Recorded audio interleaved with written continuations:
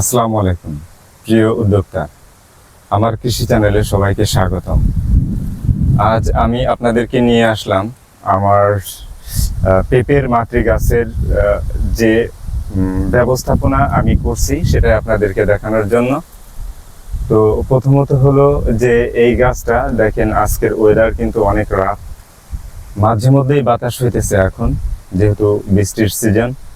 তো এই বৃষ্টিতে গাছের গোড়াগুলা এমনিতেই নরম থাকে, আর দ্বিতীয়ত যদি বেশি বাতাস হয় তাহলে কিন্তু গাছটা পড়ে যাওয়ার সম্ভাবনা থাকে, যেহেতু গাছের অনেক পেঁপে ধরা আছে। তো এই জন্যই আমি একটা বাঁশ দিয়ে গাছটাকে বেঁধে দিছি, শক্ত করে বেঁধে দিছি, যাতে গাছটা কোনোভাবে পড়ে না যায় বা ভেঙে না যায়।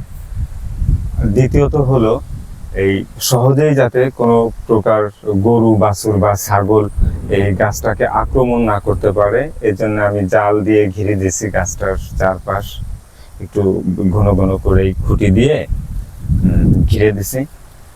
তৃতীয়ত হলো আপনার, যেহেতু আমার এই গাছটার পেঁপে পাকা শুরু হয়েছে, দেখেন এই গাছটা পেঁপে এইগুলা খুব তাড়াতাড়ি হারভেস্ট করা যাবে। তো এই জন্যেই যাতে কোনো প্রকার পাখিতে আক্রমণ না করে, যেমন পাখিতে কিন্তু অনেক সময় দেখা যায় যে এই পেঁপেগুলো ছিদ্র করে খেয়ে ফেলে। তো এর জন্যে এগুলা ঘিরে দিচ্ছি তৃতীয় স্তরে। তো এইভাবেই আমি আমার গাছকে প্রোটেকশন করছি, যাতে কোনো প্রকার ক্ষতি না হয়।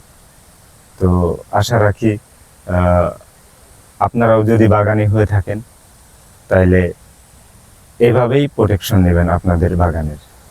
ভালো থাকবেন সবাই। আসসালামু আলাইকুম।